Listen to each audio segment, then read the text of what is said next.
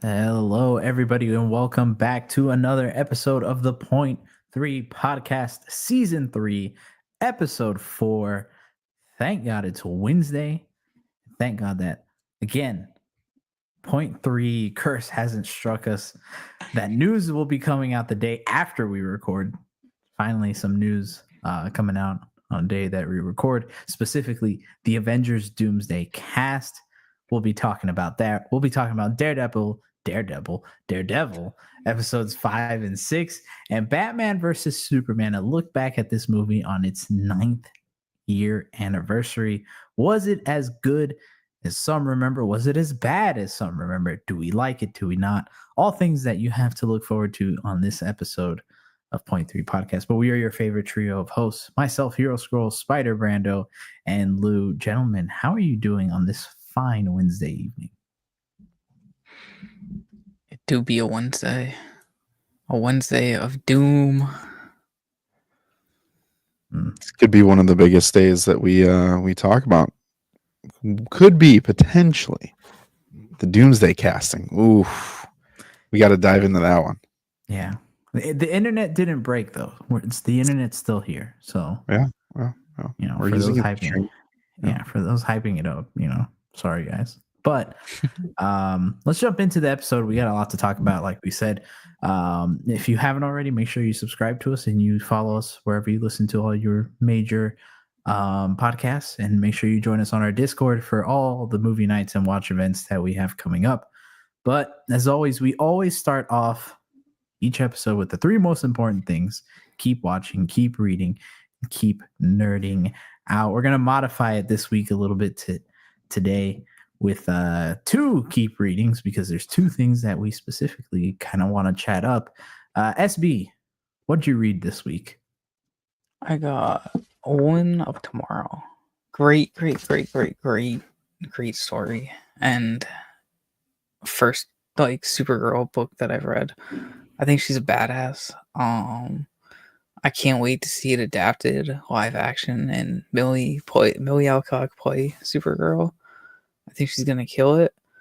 And just seeing the art in this book and knowing the cinematographers behind the movie, one of them did Civil War, Annihilation, and Ex Machina, and those have some great visuals and shots.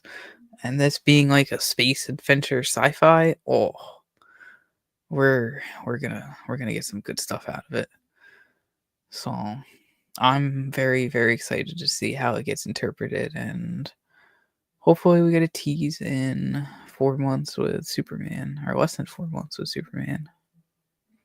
Yeah, I'm sure set photos will be coming out very soon, especially as it's ramping up into production. Getting into some public stuff right now. Yep. Oh, how close do you think the One of Tomorrow adaptation will be in the movie? It's going to be a little different because Lobo is going to be in the movie, and he was not in the book. I thought he was in the book just from seeing the announcement, but he's not.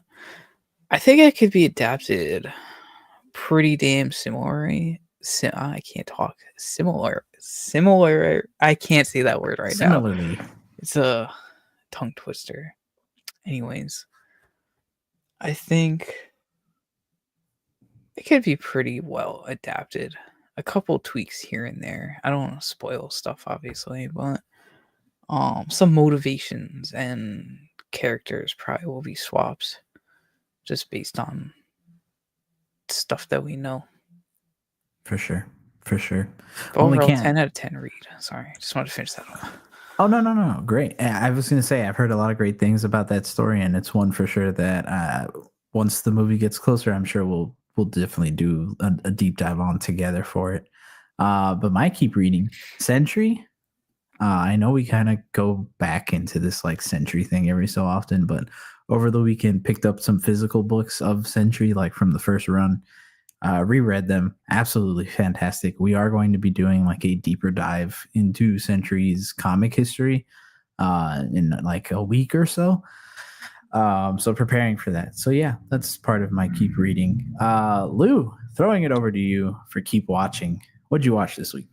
Yeah, this one's going to be pretty quick. Shout out to all my Invincible fans. I am still watching Pantheon on Netflix. I am almost done with season 1. Y'all, animation is no excuse when it comes to this show. So if you want something that looks similar, you like the style, the art, the drawings that Invincible Animation has, highly recommend still checking out Pantheon. It's a very interesting story. Don't want to spoil anything. Just give it a shot. I think if you go online and look at like some of the best like fights from it, you're like, oh dang, like that's the bridge between Western animation and anime that I was looking for. They executed in this really, really well. It's a really good story. So still highly recommend Pantheon on Netflix. 2 seasons worth. Definitely binge worthy. But gents, we got to get into it. Yeah, I was going to say, moving on to keep nerding out, it's obviously the biggest thing that happened today, late last night, Tuesday, March 25th. It came out talking about Marvel was going to be essentially revealing a game-changing announcement, right?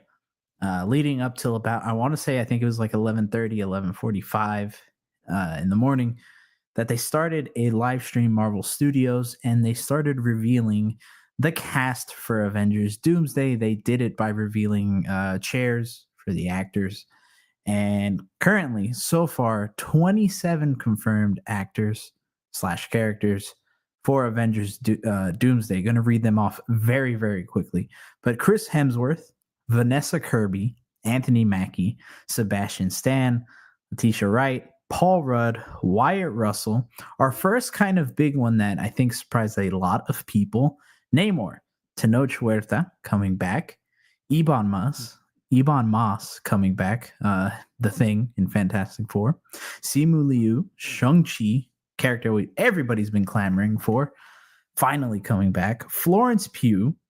Now, another one, this is kind of where I would say it starts changing to be a little more surprising for a lot of people. Kelsey Grammer, the original Beast from the Fox X-Men. Louis Pullman, the Sentry. Danny Ramirez, the Falcon. One that these next couple, maybe for some not super surprising. Joseph Quinn, Human Torch. David Harbour, the Red Guardian. Shout out Dill, whose dreams were crushed in Discord as he came back just a little bit after saying he was glad he wasn't announced. Winston Duke, M'Baku, Hannah John Kamen, Ghost, Tom Hiddleston, Loki, one that I think a couple people were expecting, but still surprised to see. Now, the one that I think was probably where they thought, okay, this is where the internet is going to break. Patrick Stewart, Professor X, Ian McKellen, Magneto, Alan Cumming, Nightcrawler, Rebecca Romijn, Mystique, and James Marsden, Cyclops. The original OG X-Men from 2001. It's crazy to think that. Now, another X-Men edition, one very recent but very welcome, Channing Tatum's Gambit. I think everybody kind of let out a collective cheer when that happened. Pedro Pascal, Mr. Fantastic, and of course, Robert Downey Jr.'s Dr. Doom. So, gentlemen, overall, and SB, I'll kick this one over to you to kick us off. Your thoughts on it overall, based on how they did it, the cast. Did you like it? Did you not? I am happy that they decided to do a boring reveal all day throughout a day where I was busy driving at work, so I didn't have to fixate on it and like overanalyze and stare at the screen of chairs all day. So I didn't mind it as much as most people did, but it's a very interesting cast and very interesting way to go about announcing part of the cast. I'm happy they chose 27 because 27 is my favorite number, but I'm hoping there is definitely more than this in the movie. Well, let your hopes be met, I guess, because it did come out a little bit later. Some reporters saying that there will be more. They just don't know the time or the place or how they're going to be announced. these are just kind of the first wave, but clearly some very big heavy hitters here. Lou, your thoughts? Yeah, definitely thought it was an interesting list, for sure. You know, Namor, Sentry, those are probably the two biggest ones for me that I'm glad that they're back. Um, you know, I'm not surprised by the X-Men list that they have on here. I do agree with you guys, chat. Tom Holland, I think that's kind of an easy shoe-in for this one. However, maybe there's going to be something interesting that happens in Spider-Man 4, and there's going to be a larger part of this story that's told in that movie. So that's kind of where my head went. The one character that I wish that they would have added to this, who we'll talk about here in this live in a little bit, is actually Matt Murdock, Daredevil. I wish I would have seen him get a chair. We have some current movies, Thunderbolts, that are going to be on here. We get characters from Brave New World that are going to be on here. I thought it would be cool to have maybe a main TV show type character. If not Matt Murdock, I would have loved to have seen Moon Knight included on this list as well, or Punisher. Those are probably my three, just to kind of round out where they're kind of pulling in the multiversal aspect of things. Show the ground level some love. Wish we would have got a couple more characters there that we've kind of seen recently.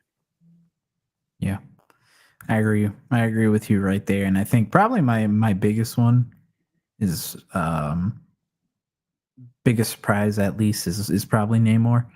An inclusion that makes sense for the movie, but just one that is a name that and a character that has been just pushed to the side because of the greater MCU story that we kind of forgot, or some people kind of forget exists. So yeah, Namor definitely going to be interesting to see how he fits into this like whole dynamic. Another big inclusion to me is two big inclusions actually: Chris Pratt and Benedict Cumberbatch.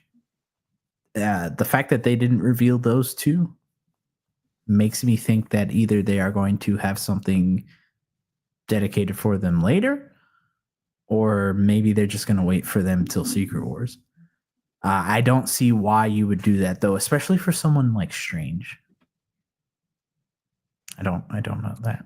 Yeah, I think for Strange it's kind of a 1B thing. Same thing with Spider-Man. Like I feel like their own specific movie, whether it is Time Runs Out or whatever they ultimately end up naming the movie,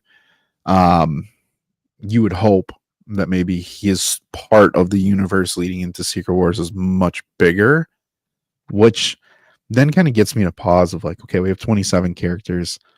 A lot of these characters, I'm like, how long is this movie going to be to build them all kind of back up? Like, what are you going to lean on from them? Like, there are a lot of questions about this. And again, SB, I think back to your point is like overanalyzing it to be like, what role are these characters going to play? Because we know with Infinity War and Endgame, like they cut half the roster to give other people some time to shine. Shout out to all the leakers out there. But yeah, interesting choices here. One question, SB, I think we talked about it in Discord. Seeing the amount of Thunderbolts characters and Brave New World characters, does it give you a moment to pause for those that we just saw and then those we're about to just see? So it makes me excited for Brave New World characters, obviously, because we just got to see them, and it's nice to know that we're getting more so soon. For Thunderbolts, I know they announced at like D23 that they were gonna be in Doomsday, but like we never knew at what capacity. So seeing the full list and like actually knowing like the full capacity and only seeing one of them off the list, knowing that they're gonna die now pretty much in the movie, kind of, I feel like it doesn't hit as well for when Thunderbolts rolls around. Because we all knew Taskmaster was probably gonna die in there to show some like consequence in there, but now actually knowing it and kind of like that, just like settling what Thunderbolts would actually make it through. I don't know, kind of ruins a little bit of Thunderbolts for me. But also knowing Sentry is gonna be back makes me a little happy, but also a little like confused at the same time. So it's all a roller coaster. What about you here?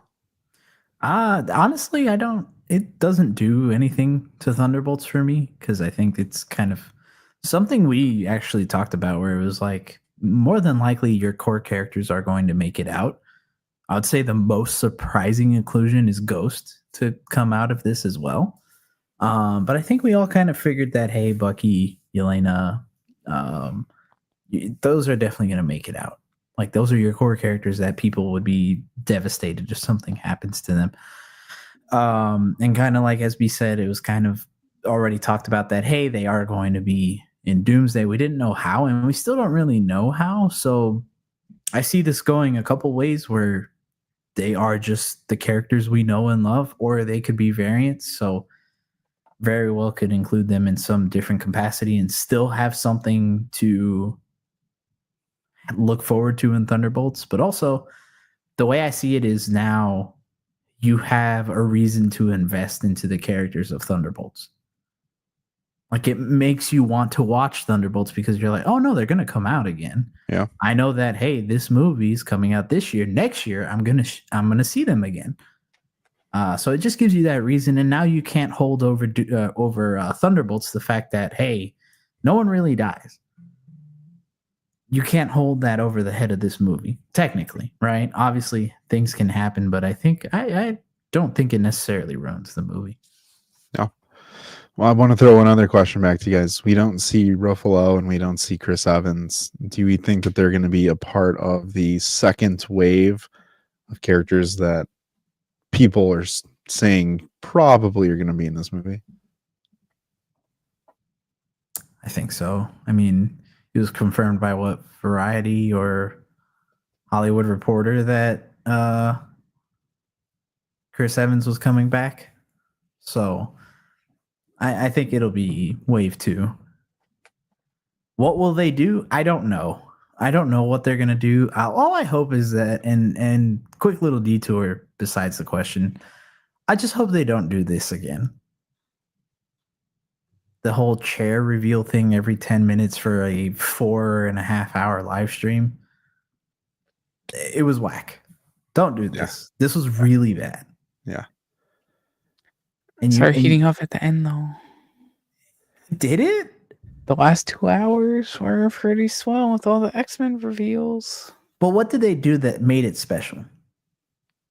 Like, what did they do for them that made you go, oh my God, yes? Because you know what's funny is that even your people who are normally like that, who will glaze anything that comes out for a reaction clip, even they were kind of like, hey, this kind of sucks. Yeah. I think for me, like, it's cool to know that these characters are going to be in it. But I think all along we've kind of been, we've been in the camp of like legacy is really going to be what sells these movies moving forward, with the opportunity to see Robert Downey Jr., Chris Evans, like the OG Avenger type characters cross over with characters that we haven't seen on film together. So, I mean, the Hugh Jackmans and the Ryan Reynolds of the world obviously still are going to make that happen. Tom Holland's, there's still so much left on the table. I just think for me, this kind of, I'm going to triple down on, this is 27 actors and actresses that we've been waiting to kind of know a little bit more about just when they're going to show up next. And if you would have told me, hey, do you want to sit on a 4-hour-ish stream and just look at chairbacks to see who's announced on it? They'd be like, no, that's the dumbest thing I've ever heard. Like, you're joking, right? And they're like, no, by the way, tune in to watch 4 hours of name reveals on chairbacks. Like, that to me, just between this and Fantastic Four right now, I'm like, where is the fan service aspect of this in the decision? It's more so like, it feels bare minimum, and it's like, you're going to show up anyways. Here you go. And I'm like, yeah, I am going to show up. Like, I kind of don't want to now. Like, this is a little bogus. Like, I feel a little cheated as a fan who has been waiting for this next Avengers movie to not really, like, it just feels super flat. And I don't like that. I don't like that. Yeah. And kind of like I alluded to earlier, it does feel like the internet should be freaking out. Like, hey, you're getting the OG X-Men into a modern day MCU movie with the Avengers. We should be freaking out. But yet here we are just kind of like, yeah, it happened. Because that's how they treated it. That's how they treated the entire event and announcement, that it was just, hey, it's a thing that happened. And then you thought the payoff for it was going to be something big, where they're like, okay, the one person we showed was RDJ. Maybe we thought, okay, everybody's going to come out, or they're going to show some art, or they're going to show something to really like sink your teeth into. But you got nothing. Robert Downey Jr. didn't even say anything. All he did was like, he turned around, looked at the camera, then just like motioned towards all the chairs, and then that was it. It feels so. There should have been more at the end. Yeah. There should have been more of a payoff for obviously those who made it all the way through. But I don't know. It feels cheating. But as someone who didn't really like, I was pretty hyped throughout the day, just kind of checking in every so often and be like, oh, another character. So it hit a little different for me, but actually like paying attention to it all day, I could definitely understand how cheated it feels. I mean, it's like, listen, you guys know I'm a huge college basketball fan, and like the bracket reveal feels like an event. It's the biggest thing that sports fans across the world are looking forward to. It's nothing overly sexy. It doesn't look the greatest, but like there's a build up to it, and once you get to it, the reveal's sweet. There's analysis, there's breakdown, like there's something that's just kind of cool about it, and it really dominates the next month.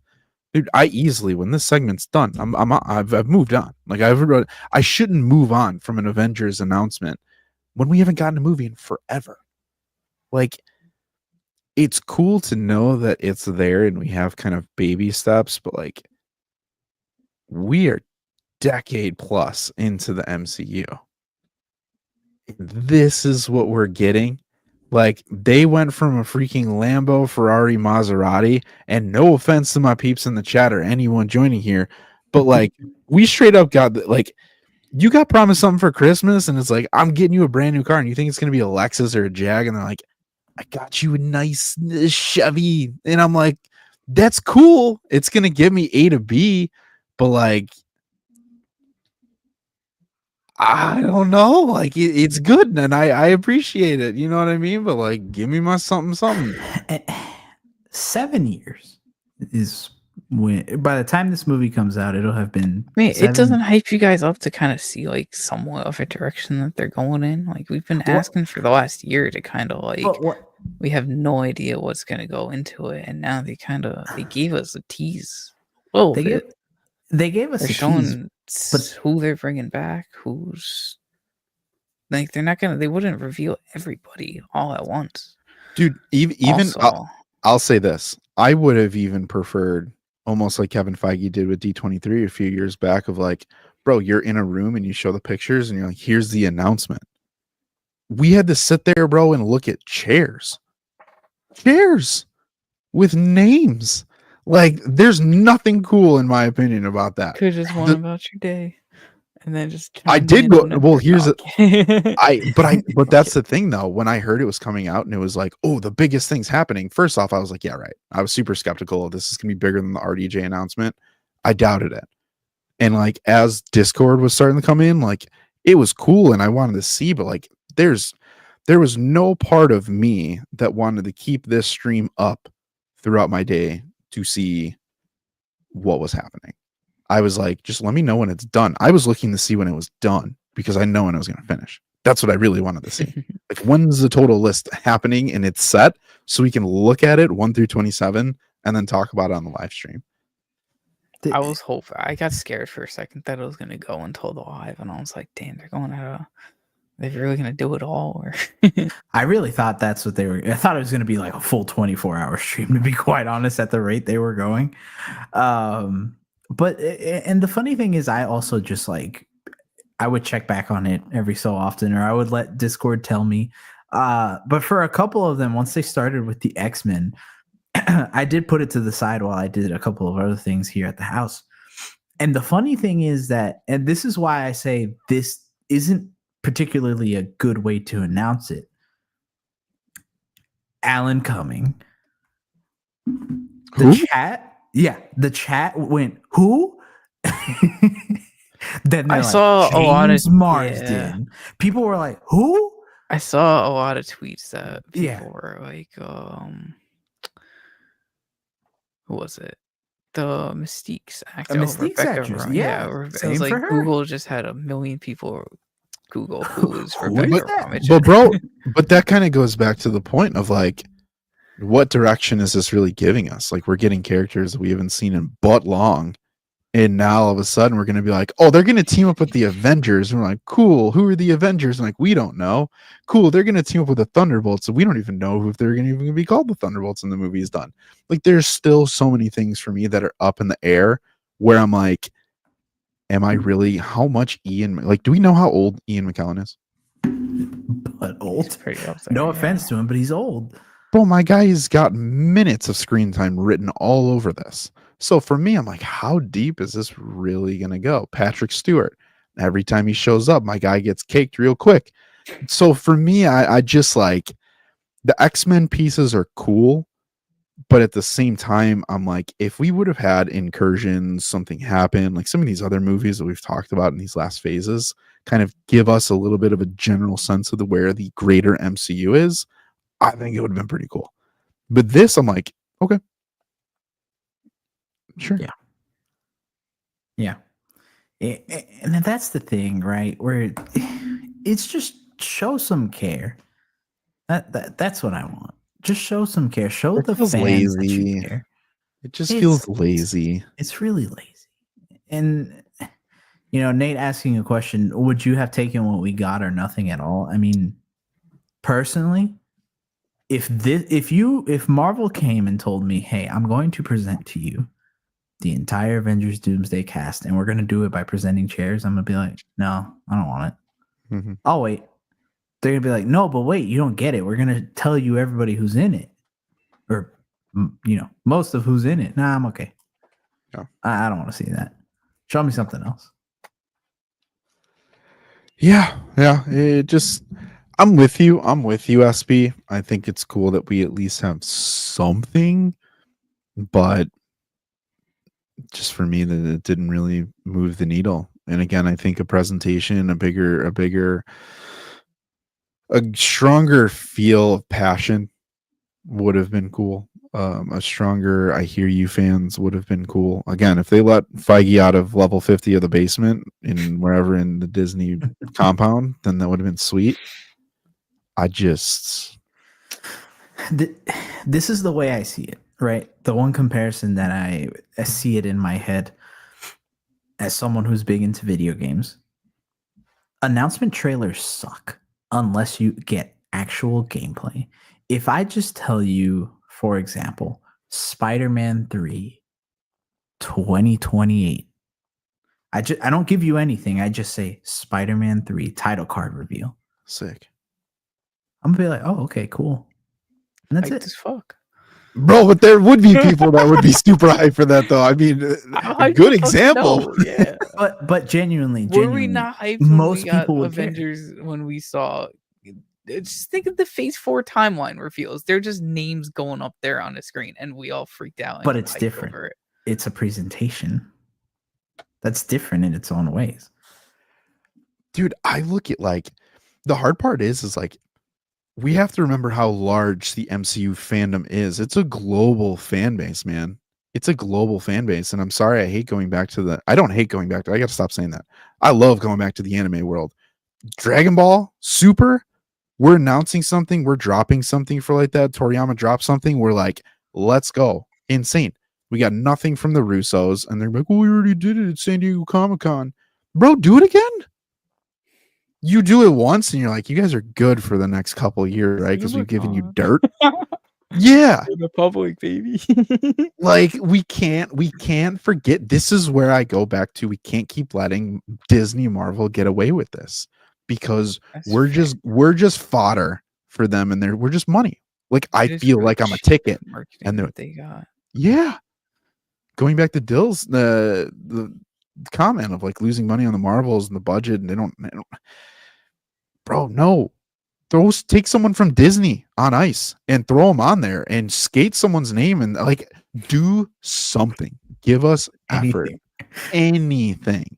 Have Mickey Mouse himself show up and be like, "Oh, boys and girls! Like, oh, hey guys, we got Robert Downey Jr. on here." Like, that would be better than showing me some chairs, dude. By the way, Kevin Feige is being tortured right now in our sublevel basement. You're never gonna see him again. Oh my gosh! I'm with you, SB. It is cool that we have like something to chew on and talk about, but it would have been better for me. I keep hearing them say these things. I need to see something. I need to see the Fantastic Four suits.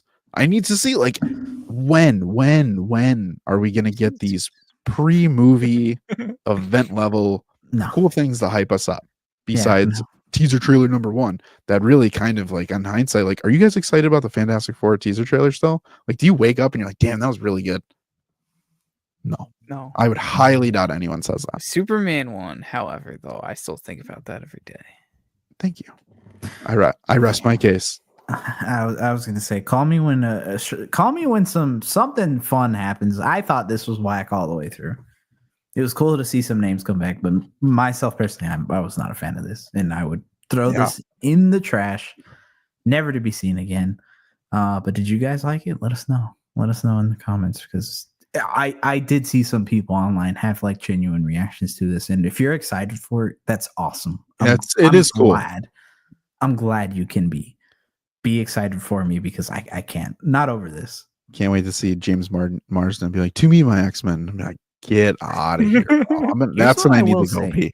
Here's what I will say. James Marsden, not good in the original. He's gonna X-Men. bring the Sonic and Shadow. He's not. Stop. No. They're crossing over with DC right now. His variant Tom is gonna bring him in, and then they're gonna bring in the DC, and Secret Wars is gonna lead into Marvel versus DC, baby. Is this your segue to get multiversal Sonic into the MCU? Yes. Okay. And MCU, bro, I would be more excited if they were just like, Sonic's gonna be the MCU. I'd be like, what? Okay, that would be a bigger announcement to me. They were like, Sonic in the MCU are 27 characters that are gonna be in Doomsday. I'm like, bro, give me Sonic. Give me Sonic. I guarantee you, if we would have sat down and put pen to paper, I bet you we could have got 85-90% of these right if we were to choose characters. Who is going to be in this movie for this announcement? Thank you. Probably.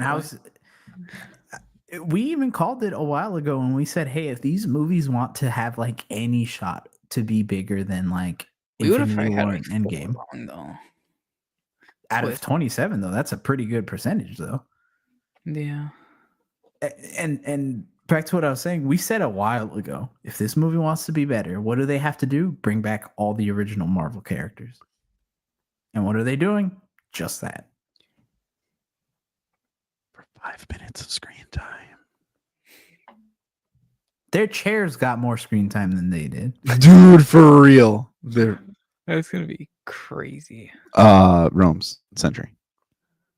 I'll answer that. I'll play Sentry. I was going to say, honestly, the biggest surprise and like the one that got me the most genuinely excited, Sentry, just because I didn't think he'd be coming back so soon. Yeah. But Sentry. I think mine was Ian McKellen. I geeked out in the store that I was in. The whole Viagra man. Understood. Yeah. Okay. Fever Magneto. Yeah. All right. Well, yeah.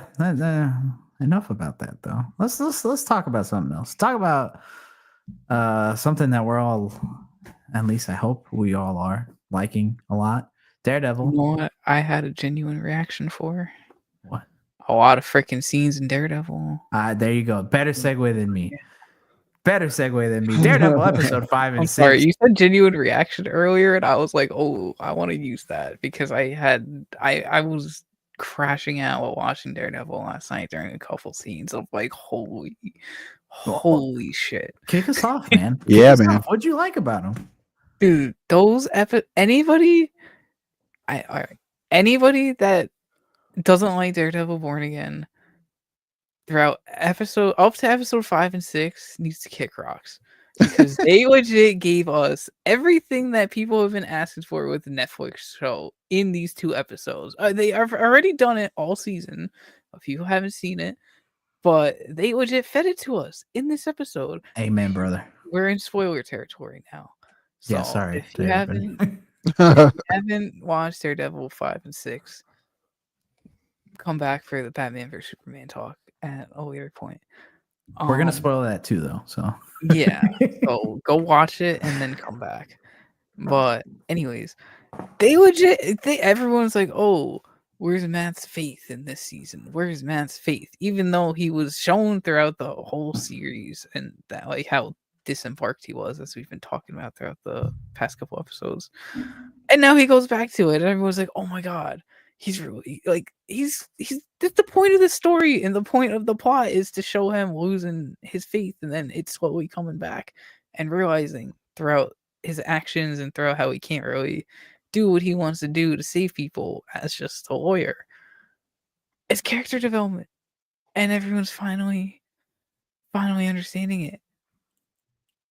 I thought the episodes were great. I thought episode 5 was really cool to see him kind of like be a badass in that courtroom and take things into his own hand. And I thought Muse in episode 6, yeah, in the bank. You're right. I don't know why I said courtroom. And all deals with money. Yeah. And then I thought episode 6 and freaking Muse was crazy and cool, and like a lot of bone breaking was disgusting. Like I genuinely freaked out. Bro, when he chased that cop down, I was like, bro, it's over for you. Yeah, it's over for you. Yeah. Dude, he screwed that man up. Holy crap. I can't. I really enjoyed it. I want to hear your guys' thoughts. Others, I could keep going. Hero, give us some facts, man. How'd you feel about it too? Because SB, we're in the same boat, man. I was gonna say point three altogether. Two of these. For those of you listening to audio alone, it's Chef's Kiss certified. 0.3 certified all day. These episodes were fantastic. Oh wait, this fantastic. Okay, those are good. No, those work. Those work. They all work. Yeah. They were awesome, dude. Like episode 5 was great because it showcased why Matt Murdock, Daredevil, is a S-tier character within the MCU in general. I'm sorry, anybody that saw this and thought Daredevil shouldn't be an Avenger, bro, his auditory powers alone should make him an Avenger. Absolutely insane. Or not an Avenger, but at least and Avengers he's just level. A people pleaser too. He gets invited to family dinners all the freaking time. Yeah, like who wouldn't want him on the Avengers? Yeah, the charisma he has as Matt Murdock, the ability he has to put it on for people, knowing what to do with certain situations. It was great. And then also a minor detail that I thought some people didn't really get a whole lot to talk about. The nice bit of world building that they did, including Yusuf Khan, Kamala Khan's father. That was great. They made Funkos canon, as we're all Funko collectors. I feel like you have to mention that. Yeah, I'm not gonna lie. I did geek about that. I was like, the Diamond Miss Marvel. I remember when I was like one of 4 people on Earth that actually wanted to buy it. So, yeah. You know, Dylan wrote Funko in Discord. I was like, wait, I gotta watch this episode right now, bro. Yeah. But nice bit of world building there, especially, and this shows you the strength of Daredevil Born Again and its writers, where they took a character who is primarily a very comedic character in Yusuf Khan, and they managed to put him in this show and not betray both his character and the show. I agree. It's great. It's great. That was great. The action was great between both episodes. And then episode 6, man, quickest 40-ish minutes of my life. I mean, flew by. We talked about Matt, we talked about Muse, but man, Wilson Fisk breaking down, going full Kingpin. And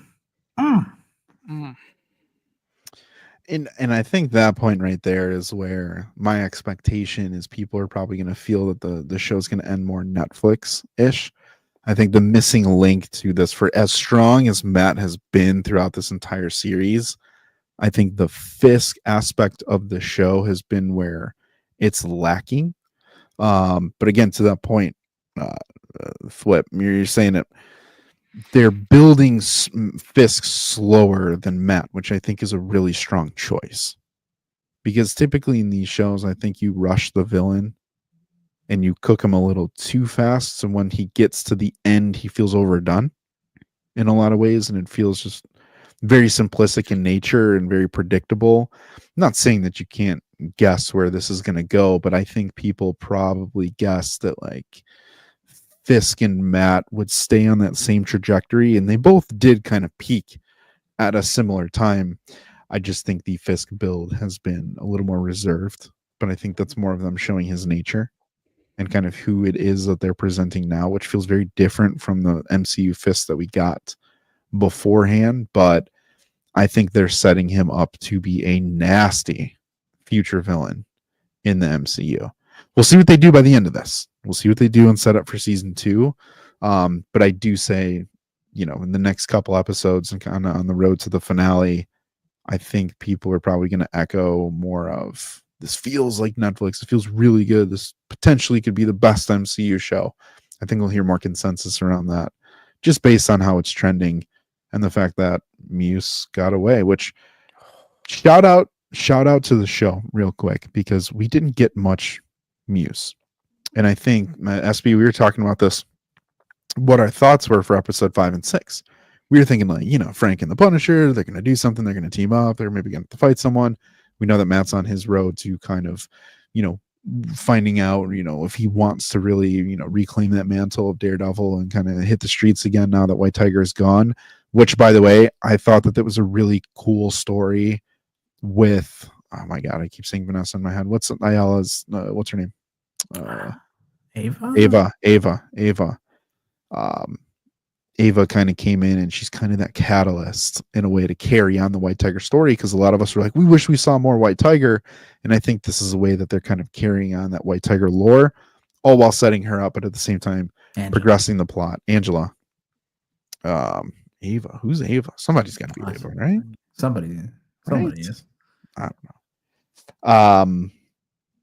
But I thought that was cool. But I loved how they built Muse up slowly. But in episode 6, they made him go from like, who's Muse, to being like, damn, Muse is a problem, bro. Scary. I would never want to come across him or Bullseye at the same time. Like that's insanity right there. Pause real quick. Fisk, Bullseye, Muse. Name me a better MCU show. Name me a better MCU show. Name me 3 movies that have better MCU villains. Yeah. Besides like Thanos.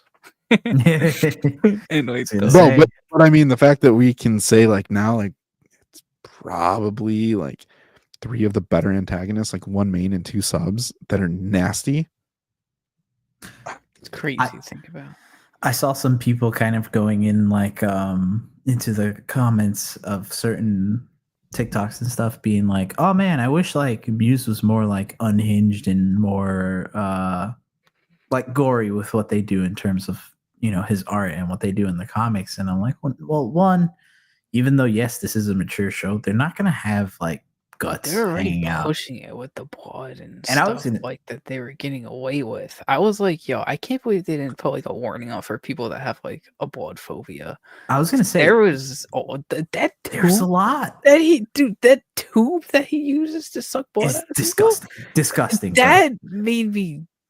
Yeah, that gave me the heebie-jeebies. I was like, damn, do I have a blood phobia now? I don't know what the proper term is. And I don't know why, but like the fact that it's him mixing it with paint is so much more creepy than it just being straight blood. It's so much more creepy. He's disturbing. It's so wild.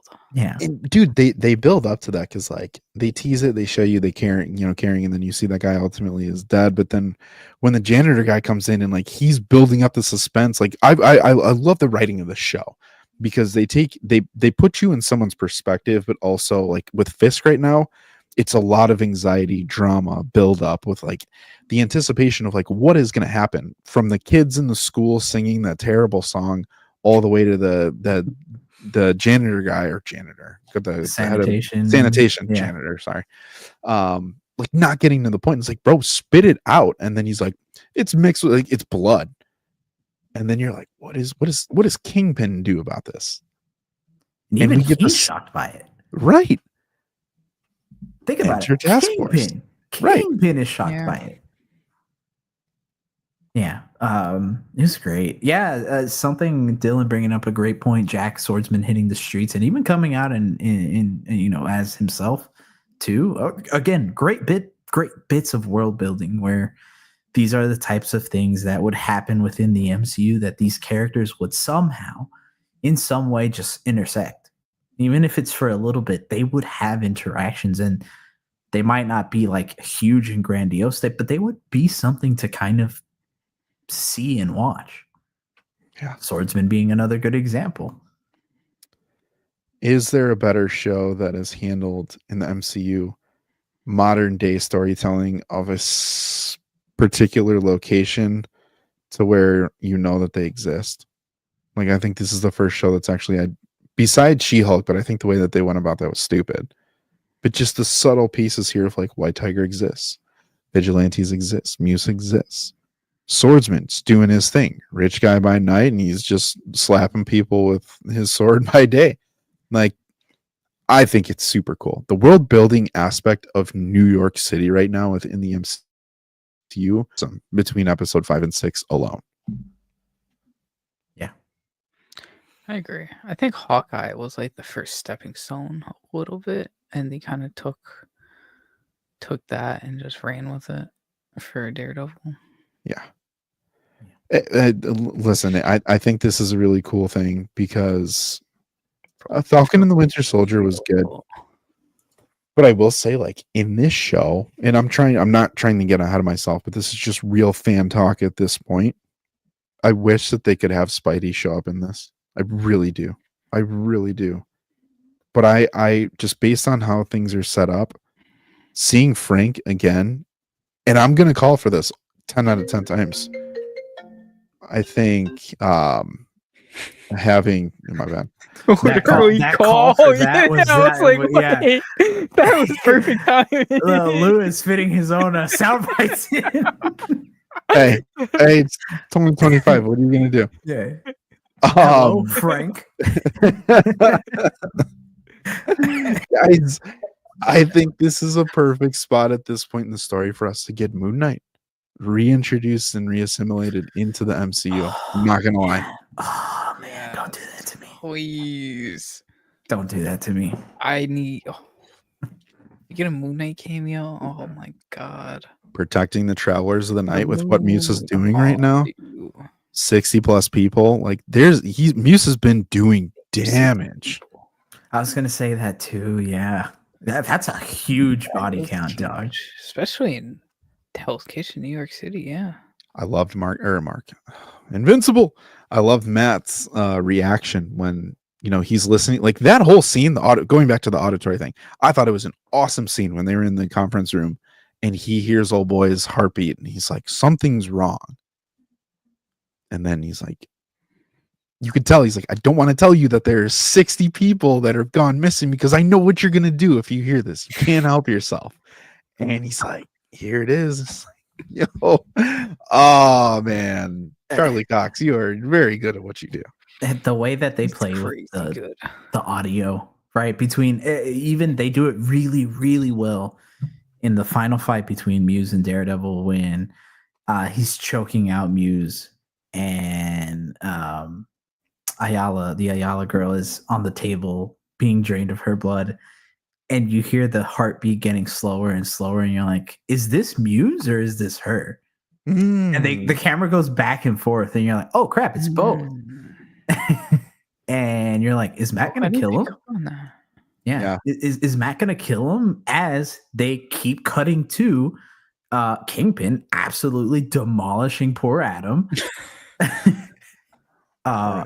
Such a good scene. Him just yelling mine. I love how back and forth they go with Kingpin and Matt. Yeah, it's beautiful. Again, I think if you don't like this show because you're like, it doesn't feel there, Netflix, I don't think it necessarily ever will, because this is a different evolution of that. I'm personally past the Netflix. It feels like it does. Yeah. I'm past it. It feels like its own. It feels like its own. And I think it's better for it. Yeah. Yeah. But dude, I just want to highlight this comment. Daredevil is being so pulp, the odds are against him. All of a sudden he hears the moon haunts you. I would cry tears of joy if we ever get that. Oh my god. If we ever get the moon haunts you in the MCU, they have to reference it. They have to. They have to. Kind of do. Yeah. Would that make up for the Doomsday announcement? Yeah. Yes. No. For me, it would. If they announce Oscar Isaac's Moon Knight and that's how they announce it, yes. The moon's coming to Doomsday. No, it just needs to be the moon haunts you. That's all it is. Yeah. And like his chair falls from like a giant opening in the sky. Please. Just like his ultimate. That's how they need to do it. Can you tell me like Marvel Rivals? Like? Love. Yeah, love. Obsession. Yeah. Man, Daredevil. Great show. Great show. Real quick, what is it for you guys so far? How would you rate the series? This is a little check-in. 8.5 out of 10. 8.5 out of 10? Yeah. Okay. Like solid stone. Okay. I gotta ask though. I have to ask, what's missing? What's missing for you from the series so far to this point? Personally, nothing other than I just want to see how it ends. I want to make sure it can stick the landing. Beautiful. SB? I'm feeling 8.7. I think that's what my average would be based on the ratings I gave all other episodes. Quick math. So yeah, 8.7. And I think I'm expecting a really good ending for it, but I like what Hero said about hoping it sticks the landing. Because I don't want to give it a 9.5 or anything right now, because it does have its little flaws and like moments where stuff is a little dull. But and CGI from episode 1, I'm still not over that in certain scenes. That's a little bug. But overall, I really enjoy it. Like I said, like episode 5 and 6 cemented it. I was crashing out every couple scenes in like a good way of like actually boarding out wild, like holy shit, like what the fuck, like they actually did that. And usually I just watch stuff in like silence. Yeah. No reaction. Yeah, none. This is a solid 9 out of 10 for me. I think one of the things is world building, and I think they satisfied that this past week. The one thing that I would want to see is probably those sub heroes that come up to kind of support. Like I would like to see Frank again, maybe Angela. Like I think a couple heroes in this would be great. But then also, I think one thing for Daredevil we've always kind of looked at is, Matt's facing Muse, but I think at the end, I think it'd be cool Matt versus Kingpin and like Punisher takes on Muse and finishes him off. Something like that for me would be sweet. I think they have an opportunity to do that, but if they don't, I don't see how this show misses a 9 out of 10 at the end of the day. I can agree. I just want to temper the expectations. Yeah, right. That's all we got, baby. Yeah. All right. Daredevil, Born Again. Got a couple more episodes, and if you're not, again, make sure you're on the Discord because we host weekly watch parties at 9:15 to give everybody some time. Hosted by the lovely Spider Brando. But gentlemen, let's move on to our last topic for today's episode. As of yesterday, March 2025, also. 9 years ago in 2016, Batman vs. Superman came out in the movie theaters to very mixed reviews. As time has gone on, everybody, and not everybody, but the general consensus on the movie is that it's not good. So we rewatched it so you wouldn't have to, right? And you can listen to us talk about it. Lou, I'm going to kick it over to you really quick. Watching this movie 9 years after the fact, and just to preface this, I think all of us did watch the Ultimate Edition, right, guys? Yeah. Right? Yes. Okay. I did as well. So everybody listening, keep that in mind. We watched the Ultimate Edition, which added on the things that some people said was crucial to the movie. So, Lou, after watching the movie 9 years removed, how do you feel about it? Is it as bad as everybody says? Yes. Now, I say that as someone who always had this in like the upper echelon of the DCEU movies. I was super hyped for this movie. I really enjoyed this movie way back when. I was caught up in the hype that was Batman versus Superman for the longest time. And rewatching it, there's still elements of this that I really enjoy. And a lot of that does have to do with Snyder's style of action. Batfleck, Cavill, Gal Gadot, like very iconic to their characters in here. But as you go through and watch it again, I think that just being more seasoned and older and understanding more when it comes to comic book movies, you see a lot more of the glaring issues with this.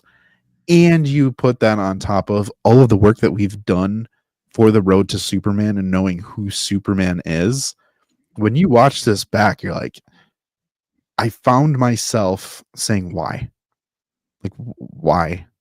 And then there were some like audibly laughable moments in this movie where I'm like, man, that definitely was a lot more egregious than I remember. Like, this is, and then by the end of the movie, I'm like, well, that took me 2 days.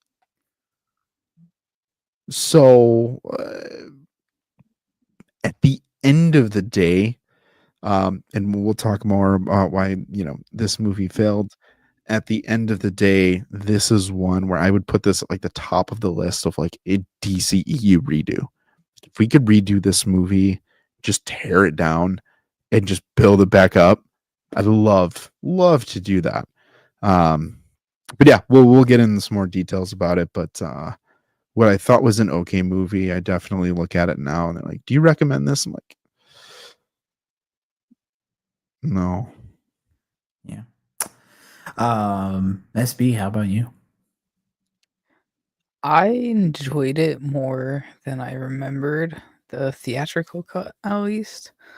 And it made me kind of understand what Zach was going for a little more with the Ultimate Edition.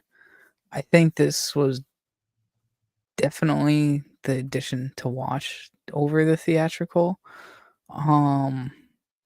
It still didn't flesh out enough of what the movie needed to do to be fleshed out to be like a truly good and like successful movie. But overall, I enjoyed the watch of it. I was pretty engaged throughout most of it, as I remembered.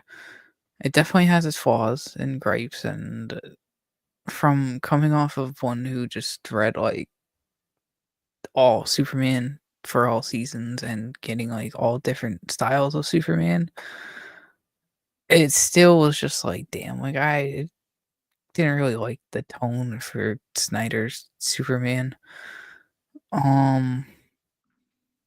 But it made me kind of understand why. Not like he streamlined stuff way too far that shouldn't have been streamlined. Like we had Man of Steel, and we didn't get to see Cavill really be like a truly good like for the people Superman.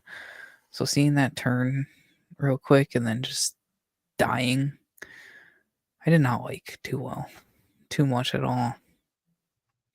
So that's always my big gripe with the film. And then Martha.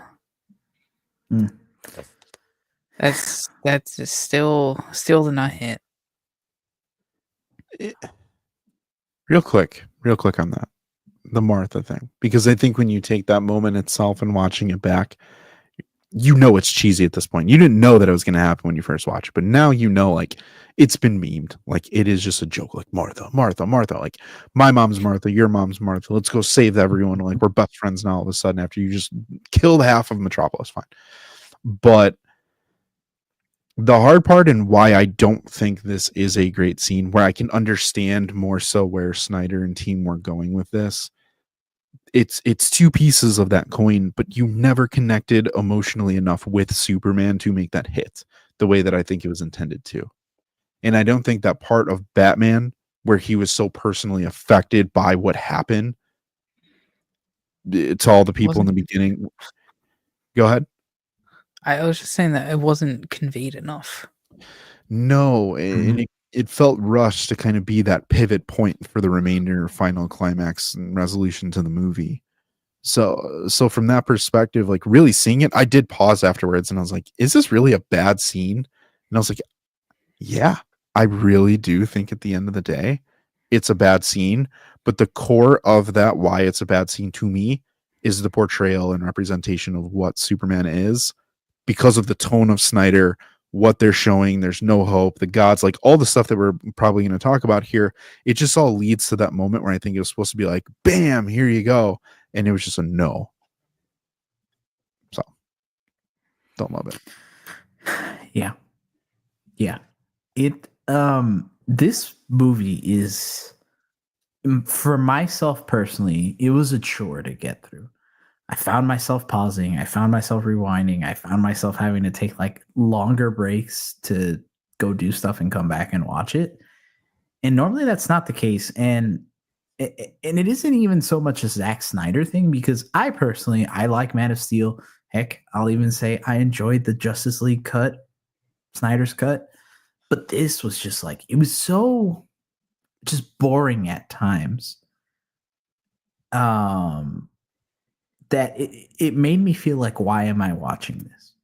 Because I do agree with something that SB said about how he does add some of the things that, okay, does make the movie make a little more sense. It connects some of the dots better. But I still found myself asking, do I need to see this though? And most of the time I found the answer to that question is no. And to piggyback on that, I think Dylan brings up a really good point, because I think what the Ultimate Edition does is kind of gives you more insight in Clark, his investigations, that he has Superman being a hero and really the public perception of Superman. But a lot of it was just like illogical, of like, yeah, Superman would shoot. Superman carries a gun. No. Superman's going to be in a building and like he's going to conspire to blow someone up using a BOMB. Instead of using his flying through someone, like what? Like, if you know the person and you see the person, how do any of these media narratives make any sort of sense to try and convince you as the people in the movie or the audience that, is Superman a good hero? Is he just a god that's here on Earth to destroy all of us and we can't contain him? Like, no, like that, none of that stuff resonated with me to be like, I see what they're doing. There's definitely a conflict here to where I can align with Batfleck and be like, 1%, you got to do it. You got to do it. I didn't see that outside of like the first 20 minutes. And I was going to say that is my biggest issue with this movie, is that Batman at no point feels like he should be this angry towards Superman. Because I think the beginning does a good job of helping him see them as a threat. And do I think they should be viewed that way in this world? Sure. But Superman throughout this movie, and in the way that Lex tries to frame him, does nothing that pushes or should push Batman to continue to go down that path. He just kind of does it.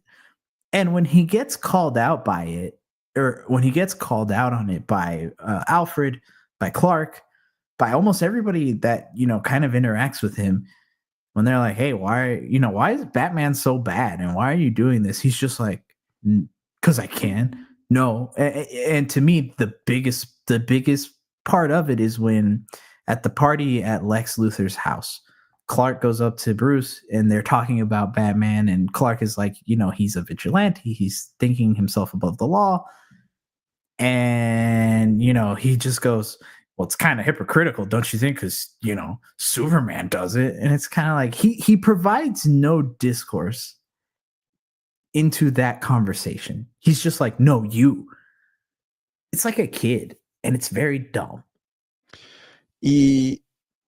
Batman in Definitely would have liked the morality dialogue right there between into like the how and the why. Like they think of their each way. That to me would have made the Martha scene hit more.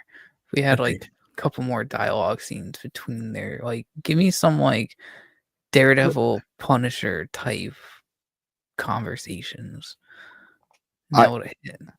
I agree with you. However, there's two pieces of that I pulled from the movie. One, Batman feels irrational in terms of who we know as his character. He makes decisions that you're like, Batman just wouldn't do that. And I get to the point of like making the Dark Knight Returns adaptation. I think that more goes along the lines of like, this is a Batman who's willing to kill and stop anyone by any means necessary. Lots of guns, lots of killing type of thing. But then also that dialogue aspect, I think would have hurt this movie overall because of how dialogue heavy Lex is. You know what I mean? So like having his overall plan to Nate's point, I think he did it in a good job. I think he did a really good job of pitting the two of them together. I think it was a very masterful plan. He made it happen. But again, majority of this movie is tell versus show in a lot of ways. And it was a long freaking movie as it is. I don't think it could afford another 5 to 10 minutes of dialogue to justify what ultimately might have been a soft scene in the end anyways. My thing is though, like to me, Lex's plan doesn't feel thought out. Really? Like it's very convenient to me. Like how does he know, realistically, how does he know that Batman just hates Superman? What showed him that Batman hated Superman other than taking the kryptonite? To me, that he easily could have just been like, well, he took it from me because he found out something about me, and he knows that I'm going to try to use that against someone who is viewed as a hero. But yet, when Superman goes up to him, he's like, his hate has been festering for 2 whole years. Because that's how he does it too. It makes no sense. And then, all right, Lex is like, okay, that failed, so I'm gonna make Doomsday. Okay, Lex, what happens if Doomsday kills everybody? That's what I thought too. I was like, that's what is convenient backup right there. All right, guys, really quick, what is the first action that Doomsday does as soon as he gains life? He goes to punch Lex. Thank you. And Superman saves him. But I think the thing, so I thought about this, right? And I think this is part of the character flaw of Lex, because ultimately you get Lex, who is man versus God, and then he sees that failed because his plan ultimately did not work, which was the goal was to have Batman stop and kill Superman. And in the end, I think he chose more of, I'll do anything at any cost to stop Superman, even if it costs us our lives. I think he threw all that away. I don't think when he created Doomsday or unleashed Doomsday, he was thinking, I have a contingency plan. I can get out of this. I think he thinks he knows better than everyone for sure. And it made no sense that he's about to get smacked and Superman saved him at that moment. But I do think by the Doomsday point, it's more of, I would rather see Superman die and I die, but at least I know Superman's dead. I don't love it. But like, but I think that's that's his weakest part of his plan. No, I mean, don't get me wrong. That's probably the most egregious part, but his whole plan is kind of dumb. Because it's just like he expects them to fight. Realistically, and this is where I also have a gripe with the movie. No one can talk, apparently. Like no one can sit there and Superman, especially Superman, and I'll point this more towards the Superman character. Superman sucks in this movie. And the Batman versus Superman fight is the main part of it because this fight didn't need to happen.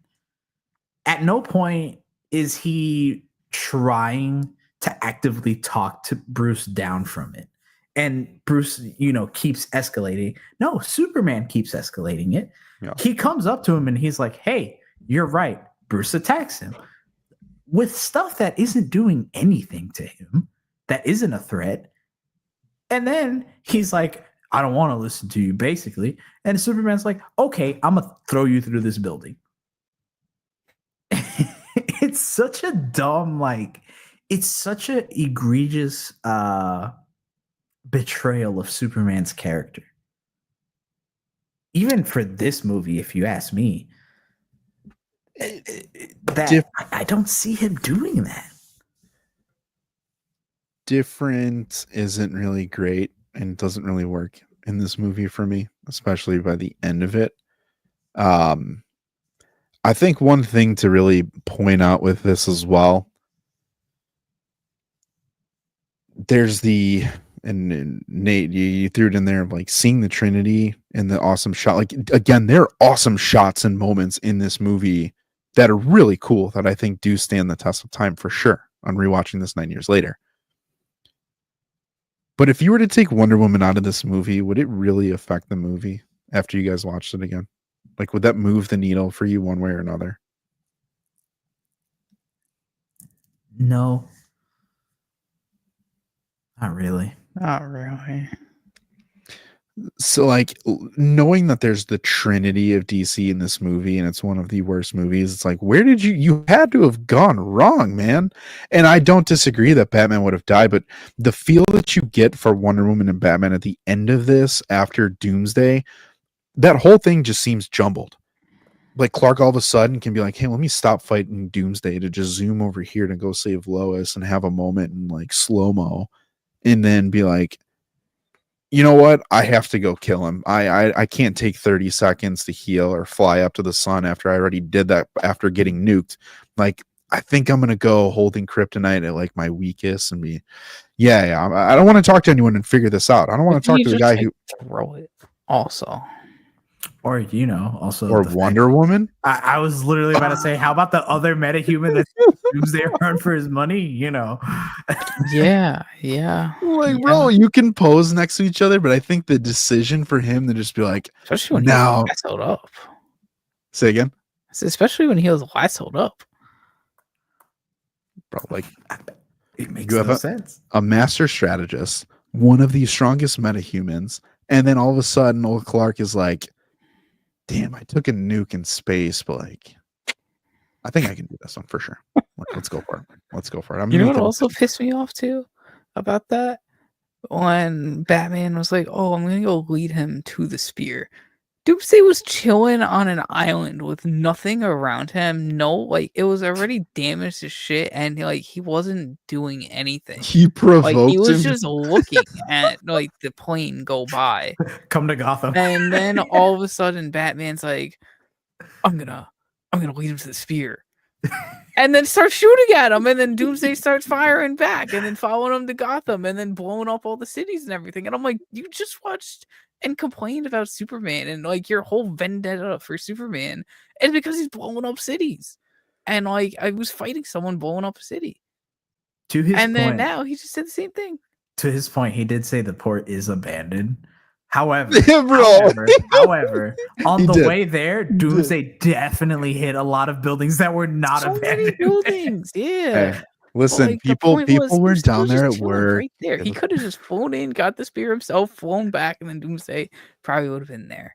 You think there would have been a regroup moment of like, let's figure this out logically, or I could have this guy half fly and then just catch bones to the chest. Especially he didn't need to die. You think they would have a moment after discovering that their moms were the same name too? No, bro, that was just like street respect. It's like, I see you. That was it, though. Like, we're not friends after this, but like Martha, But he totally is, though. Yeah, I know. Like the way that Batman becomes so tender towards like Clark after that is insane. it's such a 180. I think he feels guilty because he kind of got Superman dead and realized that, like, damn, like, he can't, like, how the fuck are they gonna fight something like that? It's even before Doomsday came out, though. It's like right when he like picks him up and he's like, "You got to go help Martha." He like grabs his shoulder almost, and he's like, "I got you. I promise. Come on, she will live." And it's like, bro, chill, this like. it's classic Snyder, to where there's that moment of character realization where it's like, you're not this crazy monster god who's going to destroy the earth. You're a man just like me. We both have Marthas. I love you. We're besties now. We're Martha bros. Yeah, we're Martha bros, bro. Like, I think that's where you really see it. Again, going back to that Martha thing, I think that's where the Snyder themes penalize you in this movie, because you have a quick gift. Yeah, dude. And man, listen, I understand that Zack Snyder's trying to say something and like characterize them in a specific way, but the fact that he hits you so hard with this religious imagery every 0.2 seconds is insane. There's no subtlety towards it. Yeah. And I think that also works against the movie, because that essentially tells you how you should watch Superman as. And it's funny because Man of Steel kind of already did that. Like, Man of Steel already did the whole, hey, he's a god, how should he react? But then they go and he kind of learns, no, I have to save the people. They go and they do it again in this movie. So it just feels like a rehash of Man of Steel. Like, it feels like Clark didn't learn anything from Man of Steel, and he just keeps going. I think that's where you get he's extremely underdeveloped, and it's a tough balance to introduce a brand new Batman who's a departure from who we expect and know, but then also trying to keep propelling Superman forward. And then you throw in Lex, and then you try to weave in Wonder Woman, and then you have Lois and Alfred. Like, these are core characters that need some TLC, and a Snyder symbolism filled movie isn't going to tell you a story, in my opinion, properly, to flush all of these characters out to make you feel satisfied at the end of this, because you for sure do not feel satisfied walking away. If you do, in the chat, let me know. I'd be very curious, but I find it very hard pressed that people feel good getting up after rewatching this movie, and you're like, damn, for sure, to start to finish. Yeah, and not just that with the themes, but again, like, some of the decisions that characters make and their motivations make, to me, no sense. Right, like going back to the explosion at the Capitol, right? Bruce finds out that, hey, Wallace's checks were going back with a bunch of drawings on them, and he kind of ends up figuring out that it is Lex. And instead of going after Lex, what does he do? He steals the kryptonite, and then he like triples down on trying to fight Superman. Why? That to me is baffling, because I understand that this is supposed to be a more jaded Bruce Wayne, but I feel like, heck, even this Bruce Wayne never loses sight of the bigger picture, yet for some reason cannot let this grudge go. Mm-hmm. And realistically, like, who is this Jack character that for some reason Bruce is just absolutely devastated by? Bro. Like, Jack, the character that had all of like 20 seconds of screen time. It's employee of the month, bro. I guess so. I guess he must have been making him stupid money, because the way that he reacts to him losing his life, it's just baffling, the motivations for the characters. And heck, even Lex isn't, his motivations suck. It's not good. They kind of lost me on the scale of this. Like, again, now knowing that it's supposed to like catapult an entire extended universe and string of movies, like I think it makes it feel much, much worse. But I think at the end of the day, all of these things lead to the point of it was a very ambitious movie. I get it was a different take on certain characters. However, it just feels incomplete. And it really, to me, watching it back now, the points that all these characters got to feel super unearned. That is why I doubled down on the fact that I think Zack Snyder never understood these characters in the first place. Because there is room for different interpretations of these characters. I think that's what we want us three here agree on, that you can tell this story. But if you lack an understanding of the character, you're going to go about your story in a way that just completely makes no sense. And I think that's what happens here, where Zach doesn't fully get the characters, or either fully gets him and just doesn't care, or not doesn't care, doesn't want to invest in trying to tell a different kind of story that makes sense within the character's realm. One quick example. If Thor 4 and the Flash had a baby, it'd be Batman versus Superman. Yeah.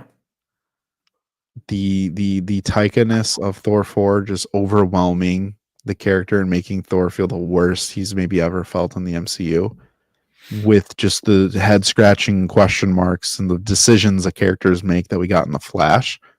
That's Batman versus Superman 9 years later.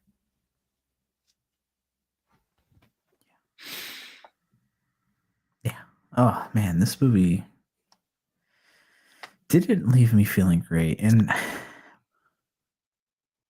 man, there's so much more that I could say about it, but it would sound like I'm ragging on it. It does have its moments. The first 20 minutes are pretty interesting. Best moment of the movie?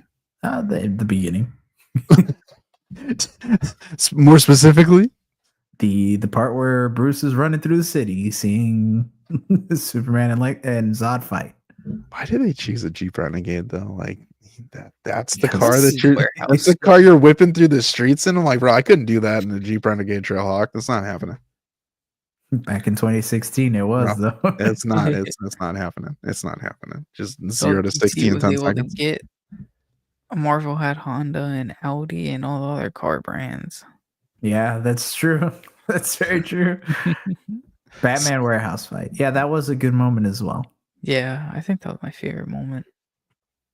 Yeah, this movie has a great many great visuals, great soundtrack. Except the colors. I hate the colors. Everything's too dark. Do you mean the lack of colors? Yes. Everything is too dark. I hate it. I get that's the tone they're going for, but watching it on a freaking TV that's like 10 years old, I can't see. Dude, my TV is newer and I couldn't see. It does put it. Take that Best Buy. Go into a Best Buy and be like, put on BVS. Show me the blacks. Show me how good the blacks are in this. Show me the blacks and the grays. You're like, is Justice Gray? And I'm like, it is. I tried watching the Justice is Gray cut of Zack Snyder's Justice League last night. That's too long. I couldn't do it.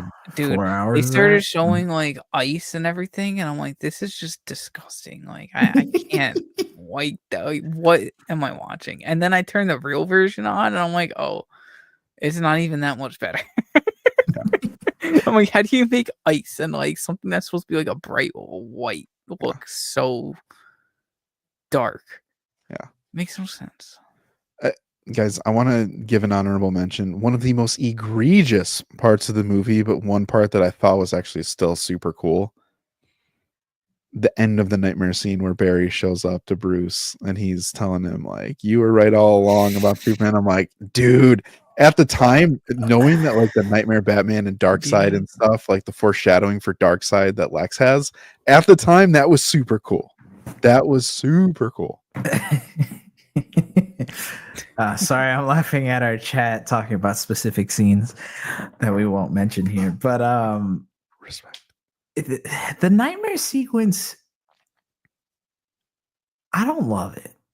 Is it his haircut? It's his haircut. It's not the when haircut. Clark shows up and he's like, just a nice little part right there. I'm like, bro, my guy's gelled up. For me, it's it comes out of left field, dude. He was sleepy at his desk in the Batcave or whatever, man. You don't have nightmare dreams like that where you're like, well, I'm gonna kill everyone. And then Barry then shows up like for a real. Dream within a dream within a dream. Barry was real. Inception. Yeah, like he went into Inception basically. Because he like woke up. Barry's like, she's the one. And then he's like, and then he's like, am I too early? Oh crap. He's basically like stumbling around trying to say it. He's like, it's her, you're right. Blah. And then he wakes up again and you're like, huh? Yeah.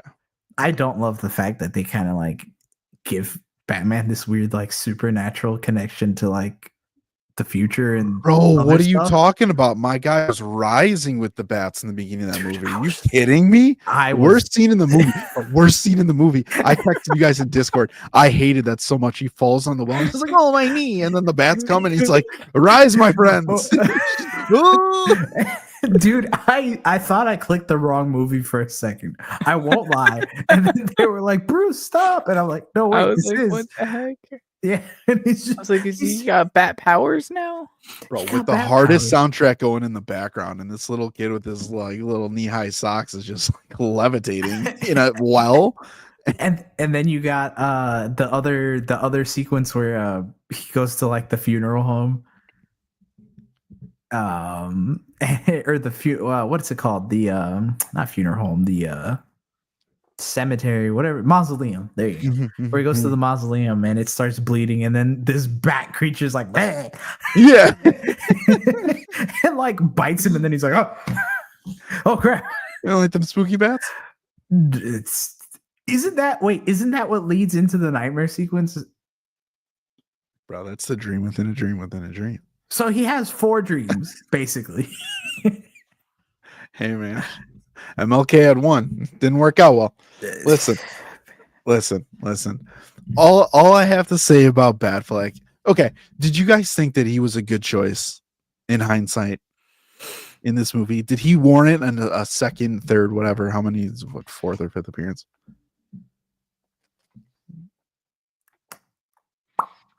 No, I don't think so. Do I think we needed another like a origin Batfleck movie to make this movie better and like understand it more? Yes, but do I care that we don't and we'll never get one? Not at all. Yeah, that's fair. Even though some may say that he's coming back for Zach based on this article that makes no sense that people could interpret that after how he straight up said he doesn't want to come back. No, bro. Dude, this is like there's a weird Zack Snyder revival like every couple months for DC, and I don't think it's gonna happen. And it's just annoying. Yeah. One last question. Was Superman a good hero in this movie? No, bro. Ooh, no. He sucked so bad. How about the people on the roof during the flood? Yeah, that's what I'm saying. Like, he's just like, hello. He saved one person from that like bombing building from after the bombing, and then just yeeted out of there. And Lex. Like, the one most important person he saves is Lex. He also saves that little girl in Mexico. And then everyone else is like, oh, hands. He must touch. Like, am I God? No, am I? This is my home. Like, shut up, Mark. Big idiot. But he should be showing that he shouldn't have the whole world against him. Like, dude, he basically embraces it. Like, put the crown on his head and he's going to sit on the throne. Dude, it's so funny, though, because, Nate, you're saying about how, like, the world is against him. Bro, I take after the Capitol scene where he helps the woman. He puts her on the stretcher and he's just like literally just standing over her. Like he's just standing like so close that I'm sure she can feel his breath. The paramedic comes up and he's just like, dude, I kind of need like some space so I can work. And then Superman gets so butthurt. He looks at him like he just cussed him out. And then he's like, I'm going to leave. And then he flies away. I'm like, dude, that's, to me, the way they characterize Superman, they make him such an idiot. And they make him feel very dumb. Because I get it. Yes, the world is supposed to be going against him. But at no point does he do anything to actively try to show that he's in good faith. When they're showing the montage of him, like when people are talking about, Superman character, what's he doing? He's rowing this boat out in the middle of the Arctic that's like turned over. Who's he saving there? Bro, the ecosystem. Come on. It's the coral. Like all the coral. It's things like that where I'm like, this is the way they characterize Superman in this film is terrible. Terrible. It's fitting that he takes a Steppenwolf axe to the shoulder. It fits. God, Steppenwolf. It fits. Spider-Man, how many times has the Wonder Woman theme played? How many times have you heard the Wonder Woman theme over the course of these two movies? I lost count because I just zoned them out for a little bit. But like from the Snyder Cut alone last night of Justice League, just like being 20 minutes into it, probably like 10 times. Every camera angle is just no. That was a bad sound of it, but no, that's fair. No, don't like it. Yeah, I mean, I do like it. It's a good theme, but over repetitive use of it, I don't like. I know we're kind of glazing over some of the light saving that Superman did in this movie, but at the end of the day, this is probably like between Superman and Batman versus Superman and Superman and Man of Steel, Superman and BVS is garbage in comparison, in my mind. Again, it learns nothing because what's the first move he does when he comes back from fighting Doomsday? He shoves them into this power plant. Bro, destruction to the city. Did you not learn anything? He doesn't get more powerful with that kind of stuff either. Just waiting for you to impale me. Here's some more juice. Here, have some more. Yeah. This is as egregious as Goku coming up to him and being like, here's a senzu bean. Take mine too. Yeah, he's another one. If you want to pocket this one. Yeah. Oh, Lord. Batman versus Superman failed. I'm glad it did. I'll take that back. I'm not glad it did, but I see why it did. And genuinely, I think I went into this movie with a very open mind to try and see what I could pull from it. And aside from the visual things and the score, there's not much I like. I agree. A lot of it does not hold up. No. Lois does. I liked Lois in this. I thought Lois was pretty good in comparison. Just saying. Yeah. I agree. She's probably the best character besides Alfred, to be honest. Given how Superman and Clark were portrayed in this too. Yeah, I did love some RDJ Doom in this, man. It was really good. Yeah. Good. I can't help but think that he's related to Robert Downey Jr. He looks like him so much. Dude, and then the vest and stuff too. I'm like, oh, bro, what are we doing?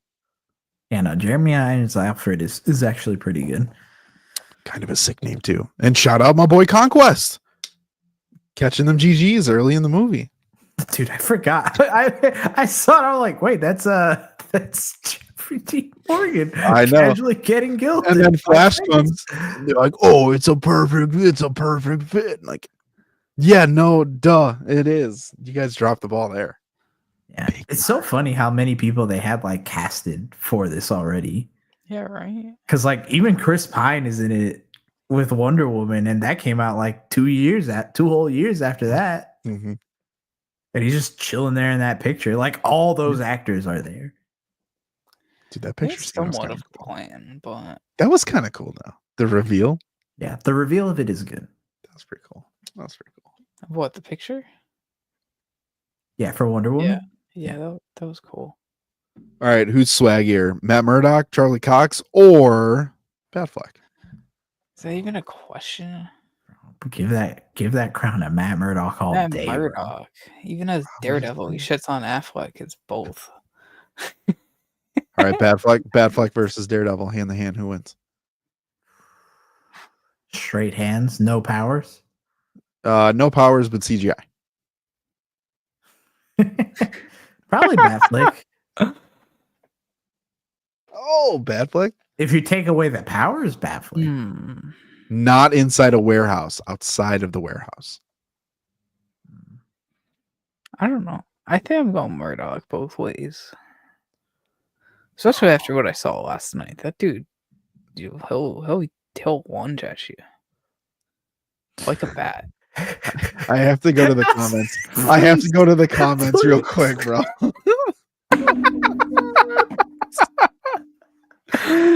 Dylan with the comment of the year. Go ahead and read that out for people only listening in audio. SB, go ahead. Oh. It's so dumb. Why so does Superman have a sense to know when Lois is in danger? Like he's Robert Pattinson's vampire to Kristen Stewart in Twilight. Bro, 100%. His Lois sense. His Spidey sense. It's his Lois sense. Dude, of all, like, tell me that part didn't make sense, though. She's slamming rock while she's underwater, which makes a sound that would never happen. Sorry. And then all of a sudden, he's like, forget this giant Kryptonian monster. Like, I hear Bay over here banging on some rocks. Let me go get her real quick. Oh, by the way, I'm going to die afterwards. You think with that type of hearing, he could hear, like, what Batman thinks of him talking to Alfred and be like, oh, maybe I should talk to him. Or just find where Martha is at that point. I mean, just listen to where Martha is. Just go get her. Dude, thank you. I forgot. That was the point I was going to bring up. That it was like, he does nothing to even try and attempt to find her and like get her. She's in the corn maze. He's like, oh, Batman promised. Yeah, I'm gonna save Martha after he just tried to kill you, bro. Like, bro, selective hearing at its finest. It's so dumb. It's so dumb. He's like, forget it. He ignored all the other people pleading to be saved in that island. He did. Yeah.